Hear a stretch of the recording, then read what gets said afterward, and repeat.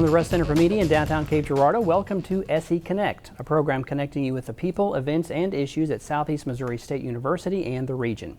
I'm Dan Woods with KRCU Public Radio. Dr. Trudy Lee is the Vice President of Advancement at the university, and she is retiring after this summer after 20 years at Southeast. She'll be here later to reflect on her time at the university and her plans for her retirement. But first, I'm joined by Dr. Chris Rieger. He's Professor of English and Director of the Center for Faulkner Studies here at Southeast. He was recently awarded a grant for a project titled Teaching and Learning William Faulkner in the Digital Age. Chris, good to see you. Thanks, Dan. Thanks for having me. And congratulations on the grant. I appreciate it. We'll talk about that in just a minute. But first, tell folks about the Faulkner Center here at the university.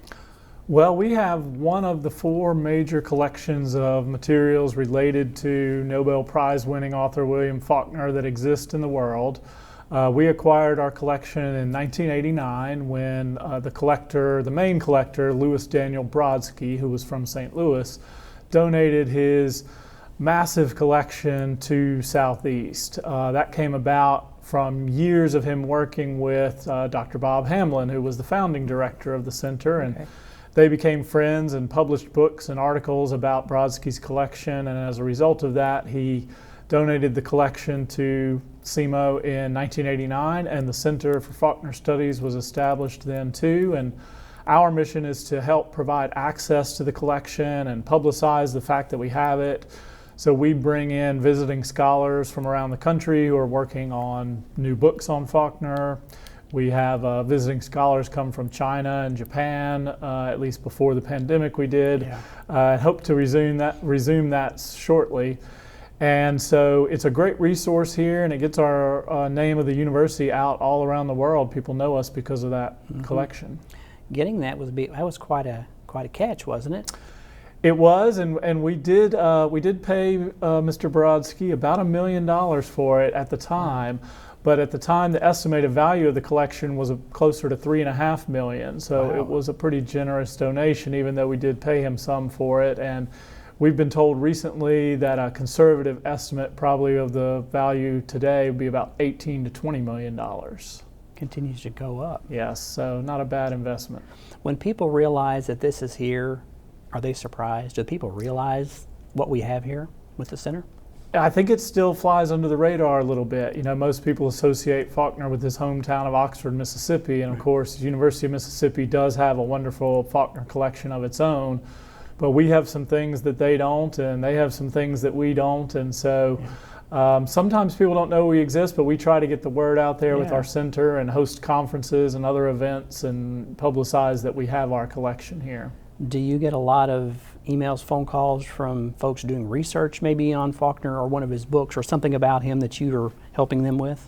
Yes, that's probably the main thing that we do. So we'll get requests. Sometimes it'll be a newspaper reporter working on a story and they need to fact check something, for instance. But a lot of it would be scholars working on a book or an article, and they're requesting information that we may have in our collection, and we will put some of our students to work sometimes. Searching through the collection, see if we can find anything related to the topic they're interested in, and then we work with them to maybe scan some items, or sometimes people will come here physically to do research themselves. What's the fascination with Faulkner, do you think? Why does he still continue to be relevant and popular? Yeah, that's a good question, and relevant and popular even in places like China and Japan, which you wouldn't think of.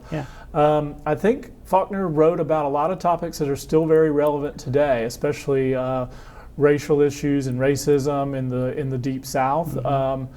And he was not afraid to confront those problems head on in his fiction and write about them from a variety of perspectives rather than just one perspective where he sort of gave his view on things. In fact, Faulkner's kind of hard to pin down what he thinks about things because he's known for experimenting with a lot of different points of view, even in the same story.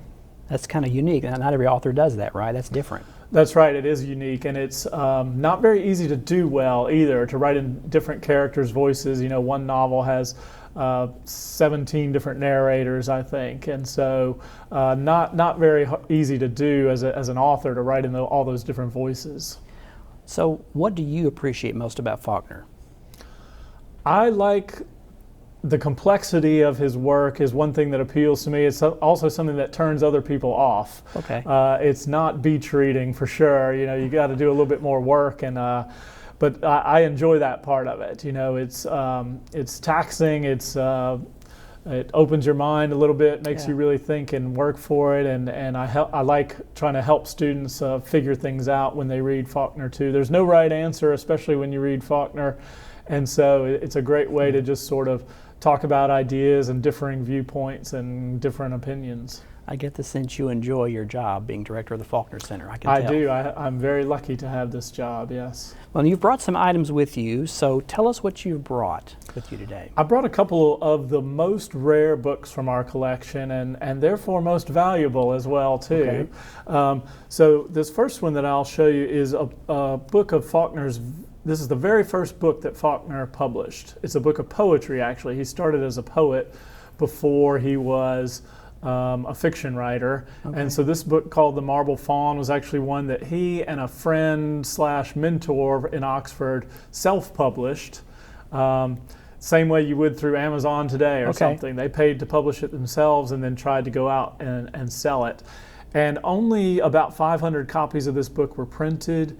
We think only about 200 made it into circulation, and the rest were lost in a fire at the friend's home, Phil Stone's home.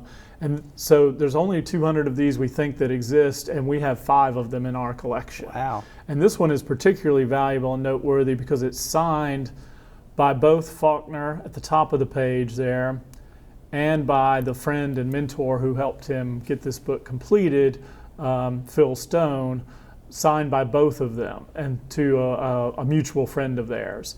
And so this is exceedingly rare. This was one of Brodsky's favorite items in his entire collection. Well, and you said when you were driving over, you were very, very careful because of these items that you have here. I was very careful. I wanted to put the seatbelt on these in the passenger seat if I could, although that didn't really work out. But we, often we're asked how much are these things worth, and it's really hard to say because if they went up for auction, they'd be worth whatever someone would be willing to pay. Right.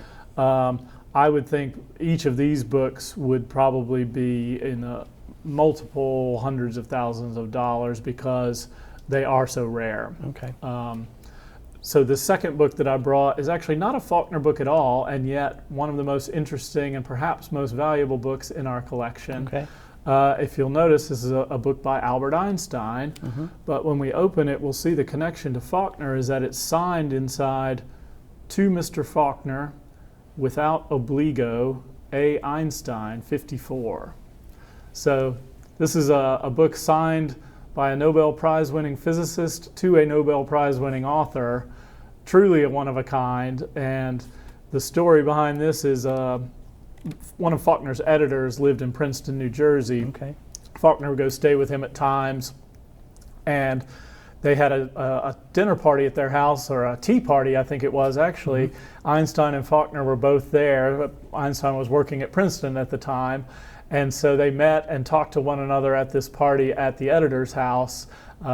They were both notoriously shy, reclusive people, so they didn't say too much to one another. But later, Einstein brought this book signed to the editor for him to give to Faulkner, and we wound up with it in our collection. So it's a pretty neat piece to show people when they come to see our collection. Yeah. So can the general public just come to see? Is there certain times that they come? How does it work to be able to come to see the Faulkner Center? Well, as you might imagine, things are locked up pretty tight in the Rare Book Room. Yeah. So the collection's housed in the Rare Book Room in Kent Library, which is, has an alarm system and is locked for the most part and not really open to the public.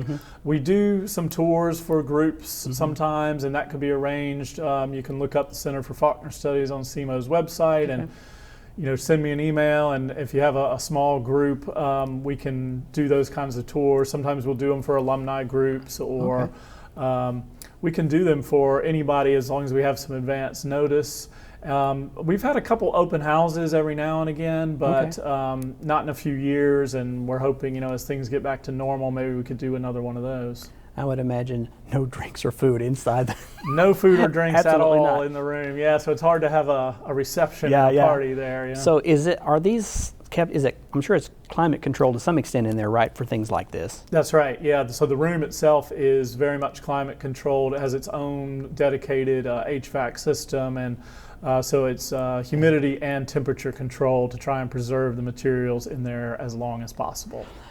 Do any of the classes you teach, do you incorporate Faulkner into some of your classes, and what are the response from students in those classes? Well, just last semester I was fortunate enough to be able to teach a Faulkner seminar, and I've done that class a few times now. It's a very specialized class, as you might imagine, but I really like doing that class because we were able to meet in the library and we were able to bring items from the rare book room into the classroom, let students handle them. I had them do some video projects on some of our items from our collection, and we got to go into the room ourselves as a class multiple times, and so it was a little bit more of a hands-on experience, which was great. The reading list was challenging for the students for sure, but we take it slow, and we got some great discussions out of it. I'm not sure if all of them turned into Faulkner fans by the end, but they all made it through. That's great. Before we're running out of time, let's talk about this grant that you received. Tell us about that and what you're going to be doing.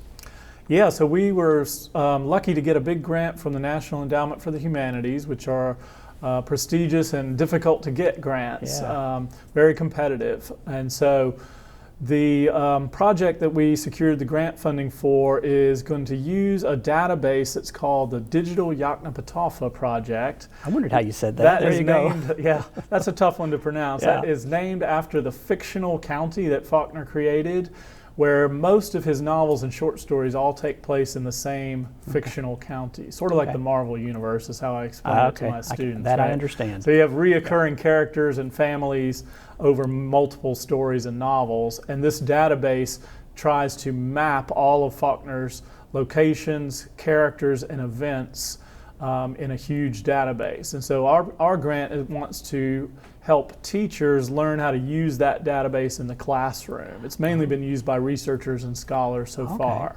So we want to help teachers. So we have high school, community college, and university teachers who are going to participate, and we will help them figure out how to use this database for lesson plans and other assignments in their class.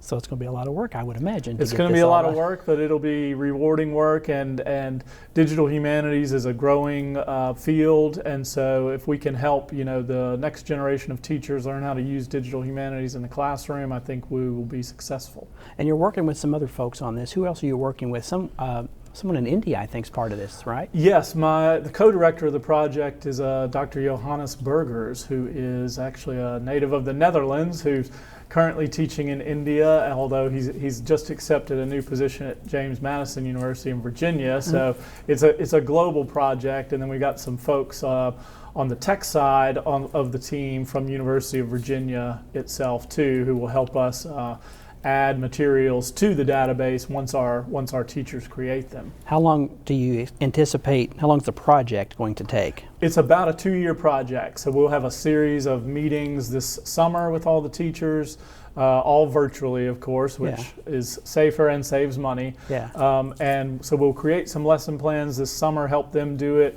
They'll go off and then try those out in the classroom the next academic year, and then we get back together the following summer to really assess and evaluate how did things go when they tried them out in the classroom, what do we need to work on, and what are some new things we could create to add to what we did the first time around. So hopefully this will help even more students learn about Faulkner and his writings and just expand that base, right? That's the idea. If we can bring that digital humanities component into Faulkner Studies, I think it'll open up his work to a whole new group of students and readers who might not have encountered it otherwise. That's great. Well, congratulations again on the grant, and thanks for being with us today. Thank you for having me.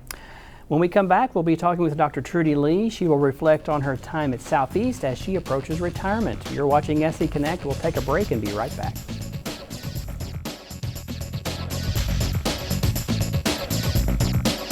We are very pleased that Southeast has received statewide mission designation for the arts. It recognizes us as leaders in the visual and performing arts and confirms the quality of our programs. We are Missouri's only campus dedicated to the arts, being art, dance, music, and theater. And we are nationally accredited in all 4 areas of the art. This year, we were named a Yamaha Institution of Excellence, and theater was named a top musical theater program in the country. We've seen the number of majors increase greatly, and we're recruiting nationally. We consider it critical for our programs that we demonstrate to students how to get careers in the arts. We have students who've been stage managers, they've opened their own dance studios, they're doing film work, just all types of careers.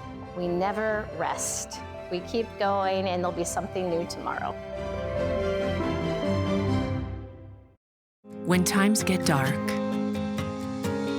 we can't see the help that's all around us. Let 211 be your guiding light for help with food, healthcare, and other resources. 211, how can I help you? Call 211 or visit 211.org. 211, get connected, get help.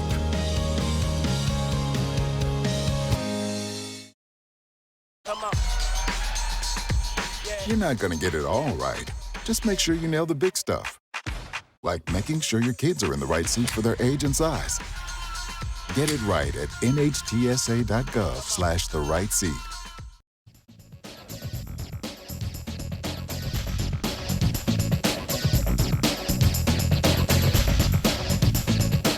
Welcome back to SC Connect. Dr. Trudy Lee is the Vice President of University Advancement and Executive Director of the University Foundation. She's retiring this summer after serving 20 years at Southeast. She's here to reflect on her time at the university and her plans for retirement, maybe tell a few stories. Oh, I'll try to come up with some interesting stories. I'm sure you probably got some interesting ones. Well, thanks for being here. Well, it's my pleasure. It's my pleasure. So you've been here 20 years. So what has changed since you came to Southeast? First, why did you come here? Let's go back 20 years. Why did you come to SEMO? Okay, well, I was living in Albuquerque, New Mexico at the time, and I was working at the University of New Mexico. And both my husband and I kind of thought it would be nice to move back to the Midwest area. And so I looked this direction and found an ad in the Chronicle of Philanthropy for the Director of Planned Giving for Southeast Missouri State. And the reason I came here really was I felt that Southeast, being a regional comprehensive university, a little bit smaller than the University of New Mexico, which is comparable to Mizzou, I could really, have an impact on the students, on the university, and help the donors and the alumni to make a difference at SEMO. So that's why we came here. And in the fall of 2001. Yep, right after 9/11 is when I interviewed here. So you asked how things have changed. Of course, staff and structure and all of that have changed a lot at the university, but it's still the same strong university. We've grown in a lot of ways. The gifts that people have given. I mean, you just had someone talk about the gift of the Faulkner collection. There have been other gifts to enhance our academic programs. There have been many, many gifts to scholarships to help our students, and all of that has just been a blessing for me to be a part of that. Some folks say fundraising can be difficult. What have you found for fundraising around here? I get the sense that there's a strong base of support for the university. We see it with KRCU as well, but what's your experience been like? There is. There's a strong base of support, not only locally, but really across the country. I know so many alums who have left the area but still have such a close connection with Southeast Missouri State that they want to give back. And so the base of support is not only alumni but also friends. You see a lot of people, especially in Southeast Missouri region, who see what impact Southeast has on this region, and they want to give to support that. Planned giving was really what you did early on. Yes. And that's where someone can do something now and really have an impact that goes on and on and on. Talk about the power of a planned gift just for a moment. That's where my heart is still, is planned giving, or some people call it charitable gift planning. And being here 20 years, it's been very interesting because I've seen those gifts that people planned 15, 16, 17, 18 years ago now come to fruition. They have, as I tell people, we will miss you, but your support will continue to make a difference for generations to come through those kinds of gifts. So we have so many scholarships and academic programs, athletics, KRCU, that have benefited from people who've planned for the future. And the future is now for those people. who put us in their will or trust or established some kind of gift for us. But the people who create those now, the future is, down the road, and will continue to support Southeast into its past its 150th anniversary coming up, which is coming up. It will help students who aren't even born yet. It will help those students 20 years from now who are going to come here. So in 20 years, you've shepherded many gifts along the way and probably heard many stories from donors. Is there any story that sticks out in your mind of someone you worked with that made a gift and it really just spoke to you and it really made an impression on you? Well, this is an example, I guess, and size doesn't matter. Size, the amount of money doesn't matter. I've seen people have just as much impact and impact on themselves as a donor with a small gift as well as a large gift. But I remember this one gentleman who he and his wife had never had children, and his wife had passed, and he was talking with me and he said, I've done this. Now he'd already met several of his scholarship recipients, and he said, in my 80 years I've never done anything that means as much as this. Because he had that connection with those students, and he had that connection with Southeast, and he just felt that was really where the best thing he'd done in his life, and that really had an impact on me. That somebody could make a gift like that, and it could impact not only those students who were from a small town in Southeast Missouri that he wanted to support, not just those people who received the benefit, but also the donor himself felt that it was the best thing he'd ever done. And that's quite a statement. So, what are you going to do after you retire? What are the plans? Camping. Okay. I can You've relate. told me that camping is good. I can relate to that. Family, spend time with family and all that. But at some point, I would like to find a way to continue to help people give. I've gotten to know a lot of attorneys and accountants. We always want everybody who makes a gift and plans for the future to work with their advisors. So I would like to continue to work in the Southeast Missouri region to help people make a difference through their philanthropic gifts. So that's what that's kind of what my at least continuing plan is. What are you going to miss most? Ooh, you didn't tell me you were going to ask that question. Well, I can't tell you everything I'm going to tell you. No, you can't. I'll miss the people. The real blessing to me about my 20 years here has been all the people that I've gotten to know. We're not moving from the area, so I'll still see everybody. Yeah. But my colleagues, the people, like you and your staff at KRCU and everybody else at the Advancement Division and at the university, I'll miss working with them every day. But also I'll miss working with the alums and the donors and the students that cross my path, and I hope I can still make some kind of difference in the region. Okay, so university is coming up on its 150th anniversary. So fundraising wise and planning wise, what do you see in the future for the university from your vantage point right now as Vice President? Well, philanthropic giving, private donations, sponsorships, all of that is going to stay so important and increase in importance. There's a lot of support, of course, from the state. We receive tuition from that students who come here provide, but those are decreasing. The needs are increasing. The university has a lot of needs that are both direct student support through scholarships, but also facilities and academic programs and technology. It's so hard to keep up with the changing environment in higher education, and private support is critical for that. Again, big or small gifts, that private support is really going to be more and more important to Southeast. And I think Southeast is ready to meet the challenges of the next 10 or 20 years, but really are going to need the community, not just the geographic area of Southeast Missouri, but all of Missouri, all across the country, our community of alumni, to really come and rally in our support. Yeah, and there's infrastructure in place as far as software to help manage donors and communicate and keep the communication open, because communication is a real important piece of fundraising, right? Right. We try very hard to communicate, but some people, leave us. They have their own lives. They go out and have children and have families and all that. Right. And then at some point look back and go, now Southeast made a real difference to me. So people can we always love it when people call and say, hey, I've been kind of absent in my connection from SEMO for a while, but I want to be re-engaged.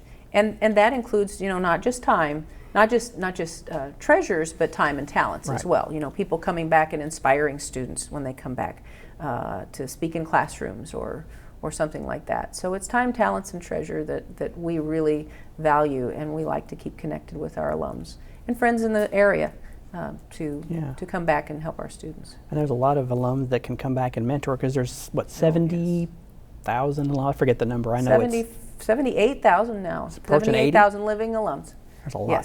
Yes. And they can mentor a student and give them insight and some advice on how to proceed and what they're, that's invaluable too, right? Oh yes, I look back at my own college career and think, I met alumni at that point. I wasn't here, but I met alumni from my college, and I didn't value it as a 20-year-old. And so I encouraged all students to really take advantage of those people that come back as alums who've had success in their lives, to find out from them what was their success. How did SEMO help them with their success? And ask questions and find out. Yes, ask questions. I never asked questions probably when I was 20. You were too I busy just wanted to go out and do something. You were probably too busy singing back then, right? Oh, I didn't sing back then. You didn't sing back then? No. When did you start singing? Oh, when I was about 30 probably. Really? Yeah, singing like I do now. Yeah. People who are listening probably don't know that, but yeah. Trudy sings too. I sing every now and then. Including, you've let me do that on KRCU. You've sung on KRCU before, yeah. You might, and now that you're retired, you can maybe do that again. I might sing more often, who knows. Well, cool. Well, congratulations, and we wish you well. And of course, we know we'll be seeing you around. Oh, yes, I'll be around. All right. Well, thanks for being here. Thank you for having me. And just a reminder, to not only is Trudy retiring, but Jim Dufek, who's our executive producer, is retiring this summer too. So we wish Jim well as he goes into retirement, and I think he'll be around too. So best wishes to both of you. And thanks for being here for SE Connect. It's a collaboration of KRCU and the Department of Mass Media here at Southeast Missouri State University. From the Russ Center for Media, I'm Dan Woods with KRCU Public Radio. Be sure to tune in next time for SE Connect.